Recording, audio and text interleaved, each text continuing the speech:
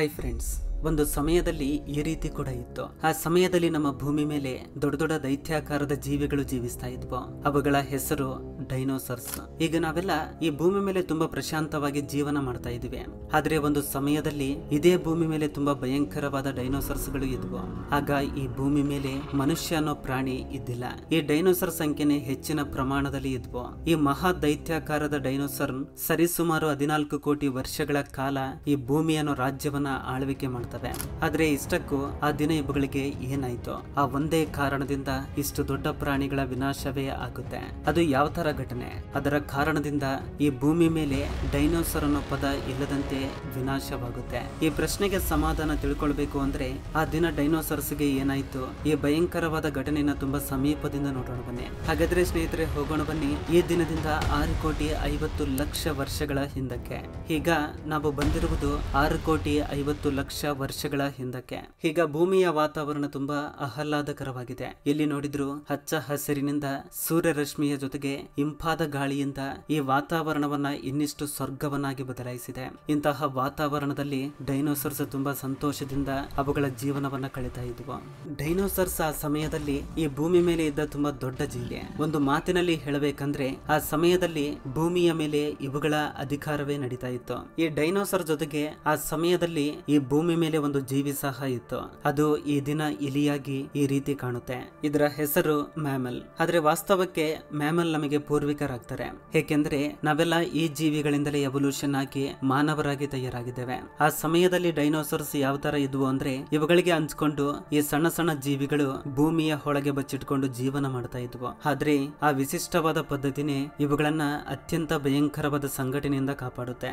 Dinosaurs ಅವುಗಳ ಸಂತತಿಯನ್ನ ಹೆಚ್ಚಿಸಿಕೊಳ್ಳುವುದಕ್ಕೆ ಮೊಟ್ಟೆಯನ್ನ ಇಡ್ತಾ ಇದ್ವು. ಆದ್ರೆ ಮ್ಯಾಮಲ್ಸ್ ಮೊಟ್ಟೆಯನ್ನ ಇಡ್ತಾ ಇದ್ದಿಲ್ಲ.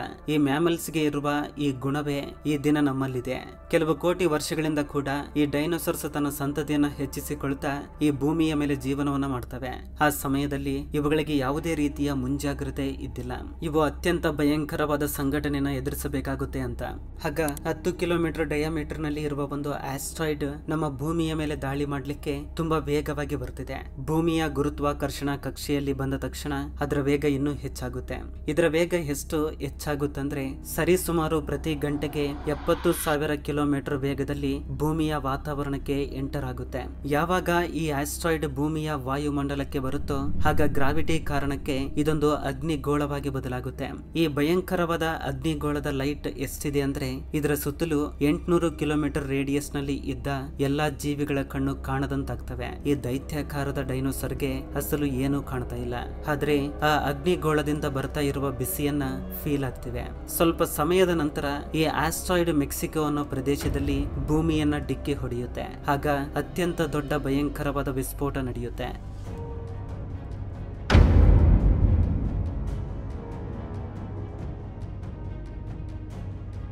ಈ ವಿಸ್ಫೋಟನೆ 10 ಹೈಡ್ರೋಜನ್ ಬಾಂಬ್ಗೆ ಸಮನಾಗಿರುತ್ತೆ. ಇದೇ ಕಾರಣದಿಂದ ಭೂಮಿಯ ಲಕ್ಷಾನುಗಟ್ಟಲೆ ಟನ್ ಮ್ಯಾಟರ್ ಅಂತರಿಕ್ಷಕ್ಕೆ ಸೇರುತ್ತೆ. ಎಲ್ಲಿ ಈ ವಿಸ್ಫೋಟನೆ ನಡೆಯುತ್ತೋ ಅಲ್ಲಿ 180 ಕಿಲೋಮೀಟರ್ ಅಗಲ, 20 ಕಿಲೋಮೀಟರ್ ಆಳ ಇರುವ ಒಂದು ಬಾವಿ ಅಂತದ್ದು ತಯಾರಾಗುತ್ತೆ. ಮತ್ತು ಈ ಪ್ಲೇಸ್ ನಲ್ಲಿರುವ ಮ್ಯಾಟರ್ ಮತ್ತು ಕಲ್ಲು ಅಂತರಿಕ್ಷಕ್ಕೆ ಹೋಗಿ ಒಂದು ದೊಡ್ಡ ಧೂಳಿನ ಮೋಡವಾಗಿ ಬದಲಾಗುತ್ತೆ. ಈ ವಿಸ್ಫೋಟ ಎಷ್ಟು ದೊಡ್ಡದು ಅಂದ್ರೆ ಇದೇ ಕಾರಣದಿಂದ ದೊಡ್ಡ ಭೂಕಂಪದ ತರಂಗ ಅರ್ತ್ ಕ್ರಸ್ಟ್ ನಲ್ಲಿ ತುಂಬಾ ದೂರದವರೆಗೂ ಏರ್ಪಡುತ್ತೆ. ಇದರಿಂದ ಸಮುದ್ರದಲ್ಲಿ ಅತಿ ದೊಡ್ಡ ಅಲೆಗಳು ಏರ್ಪಟ್ಟು ಭೂಮಿಯ 4 ದಿಕ್ಕಿನಿಂದ ಸುನಾಮಿಯ ಅಲೆಗಳು ಏರ್ಪಡ್ತವೆ. ಈ ಮಹಾ ವಿಸ್ಫೋಟನೆಯಿಂದ ರೇಡಿಯೇಷನ್ ಎಷ್ಟು ಬಿಡುಗಡೆ ಆಗುತ್ತೆ ಅಂದ್ರೆ ಇದರಿಂದ 800 ಕಿಲೋಮೀಟರ್ ರೇಡಿಯಸ್ ಏರಿಯಾದಲ್ಲಿರುವ ಎಲ್ಲಾ ಜೀವರಾಶಿಗಳು ಸುಟ್ಟು ಕರಕಲಾಗ್ತವೆ. ಆಗ ಈ ಭೂಮಿ ಮೇಲೆ ಯಾವುದಾದ್ರೂ ಶಬ್ದ ಕೇಳ್ತಿದೆ ಅಂದ್ರೆ ಅದು ತನ್ನ ಪ್ರಾಣವನ್ನ ಕಳೆದುಕೊಳ್ತಾ ಇರುವ ಡೈನೋಸರ್ ಶಬ್ದ ಮಾತ್ರವೇ. ಈ ವಿನಾಶನದಿಂದ ಕೆಲವು ಹಾರುವ ಡೈನೋಸರ್ಸ್ ಭೂಮಿ ಮೇಲೆ ಆಗ್ತಾ ಇರುವ ವಿನಾಶನದಿಂದ ತಪ್ಪಿಸಿಕೊಳ್ತವೆ. ಆದ್ರೆ ಇದು ಮಹಾ ವಿನಾಶಕ್ಕೆ ಆರಂಭ ಮಾತ್ರವೇ. ಈ ಮಹಾ ಸ್ಫೋಟದ ಕಾರಣದಿಂದ ಕೆಲವು ಲಕ್ಷ ಟನ್ ಅಷ್ಟು ಭೂಮಿಯ ಮ್ಯಾಟರ್ ಅಂತರಿಕ್ಷಕ್ಕೆ ಹೋಗುತ್ತೆ. ಅದು ಗುರುತ್ವಾಕರ್ಷಣ ಶಕ್ತಿ ಎಳೆತದ ಕಾರಣದಿಂದ ಸರಿಯಾಗಿ 40 ನಿಮಿಷಗಳ ನಂತರ ಅಗ್ನಿಗೋಳಗಳಾಗಿ ಬದಲಾಗಿ ಭೂಮಿ ಮೇಲೆ ಮಳೆಯ ರೂಪದಲ್ಲಿ ಬೀಳ್ತವೆ. ಇದರಿಂದ ಈ ಹಾರುವ ಡೈನೋಸರ್ಸ್ ಕೂಡ ಪೂರ್ತಿಯಾಗಿ ಸುಟ್ಟು ನಾಶವಾಗ್ತವೆ. ಇದರ ನಂತರ ಅತ್ಯಂತ ದೊಡ್ಡ ಧೂಳಿನ ಬೌಂಡರ್ ಪ್ರತಿ ಗಂಟೆಗೆ 6,000 ಕಿಲೋಮೀಟರ್ ವೇಗದಲ್ಲಿ ಭೂಮಿಯ ಕಡೆಗೆ ಸಾವಿನ ರೂಪದಲ್ಲಿ ಬರ್ತದೆ. ಬರ್ತಾ ಇದೆ. ಈ ಧೂಳಿನ ಮೋಡ ಸಾವಿರಾರು ಕಿಲೋಮೀಟರ್ ದಟ್ಟವಾಗಿ ಹರಡಿರುವುದರಿಂದ ಸೂರ್ಯನ ಕಿರಣ ಭೂಮಿ ಮೇಲಕ್ಕೆ ಬೀಳ್ತಾ ಇಲ್ಲ. ಇದು ತುಂಬಾ ವರ್ಷಗಳವರೆಗೆ ಇದೇ ರೀತಿ ಮುಂದುವರಿಯುತ್ತೆ. ಸನ್ಲೈಟ್ ಇಲ್ಲದ ಕಾರಣ ಈ ಭೂಮಿ ಮೇಲಿರುವ ಎಲ್ಲಾ ಮರಗಳು ಸಾಯ್ತವೆ. ಈಗ ಭೂಮಿಯ ಪರಿಸ್ಥಿತಿ ನರಕವಾಗಿ ಬದಲಾಗುತ್ತೆ. ಈ ಕರಿ ಧೂಳಿನ ಮೋಡಗಳು ಭೂಮಿಯನ್ನ 4 ದಿಕ್ಕಿನಿಂದ ಆವರಿಸಿಕೊಂಡಿವೆ. ಒಂದು ವೇಳೆ ಆ ಸಮಯದಲ್ಲಿ ನಾವು ಮನುಷ್ಯರು ಈ ಭೂಮಿ ಮೇಲೆ ಇದ್ದಿದ್ರೆ ಮಣ್ಣಿನಲ್ಲಿ ಶವಗಳಾಗಿ ಇರ್ತಾ ಇದ್ವಿ. ಇದರಿಂದ ಭೂಮಿಯ ಟೆಂಪರೇಚರ್ 2000 ಡಿಗ್ರಿ ಸೆಲ್ಸಿಯಸ್ಗೆ ಹೆಚ್ಚಾಗುತ್ತೆ. ಈ ವಿಸ್ಫೋಟನೆ ನಡೆದ ಏರಿಯಾದಿಂದ ಸಾವಿರಾರು ಕಿಲೋಮೀಟರ್ ದೂರದಲ್ಲಿ ಇರುವ ಡೈನೋಸರ್ಸ್ ಕೂಡ ತಮ್ಮ ಪ್ರಾಣವನ್ನ ಕಳೆದುಕೊಳ್ಳುತ್ತವೆ. ಅವು ತುಂಬಾ ನೋವನ್ನ ಅನುಭವಿಸಿ ತಮ್ಮ ಪ್ರಾಣವನ್ನ ಕಳೆದುಕೊಳ್ಳುತ್ತವೆ. ಈ ಮಹಾ ಪ್ರಳಯದಲ್ಲಿ ಎಷ್ಟೋ ಜೀವರಾಶಿಗಳು ಪೂರ್ತಿಯಾಗಿ ನಶಿಸಿ ಹೋಗಿವೆ. ಕೆಲವೇ ಕ್ಷಣದ ಹಿಂದೆ ತುಂಬಾ ಸಂತೋಷದಿಂದ ಈ ಭೂಮಿ ಮೇಲೆ ಅವುಗಳ ಜೀವನ ಮಾಡ್ತಾ ಇದ್ವು. ಆದ್ರೆ ಈಗ ಅದೇ ಪ್ಲೇಸ್ ನಲ್ಲಿ ಇವು ಶವಗಳಾಗಿ ಬಿದ್ದಿವೆ. ಈ ಮಹಾ ಪ್ರಳಯದ ಕಾರಣ ಈ ಭೂಮಿ ಮೇಲೆ ಇದ್ದ 90% ನಷ್ಟು ಜೀವರಾಶಿಗಳು ಪೂರ್ತಿಯಾಗಿ ನಾಶವಾಗ್ತವೆ. ಈ ಭೂಮಿ ಮೇಲೆ 25 ಕೆಜಿಗಿಂತ ಹೆಚ್ಚು ಭಾರವಿರುವ ಎಲ್ಲಾ ಜೀವಿಗಳು ಸಾಯ್ತವೆ. ಆ ಸಮಯದಲ್ಲಿ ಲಕ್ಷಗಟ್ಟಲೆ ಜೀವರಾಶಿಗಳು ಸತ್ತು ಹೋಗ್ತವೆ. ಮರ ಗಿಡಗಳೆಲ್ಲ ಸುಟ್ಟು ಬೂದಿಯಾಗಿವೆ. ಆದ್ರೆ ಈ ಮಹಾ ವಿನಾಶ ಸಣ್ಣ ಜೀವಿಗಳಿಗೆ ಒಂದು ವರವಾಗಿ ಬದಲಾಗುತ್ತೆ. ಆ ಪ್ರಜಾತಿಯೇ ಮ್ಯಾಮಲ್.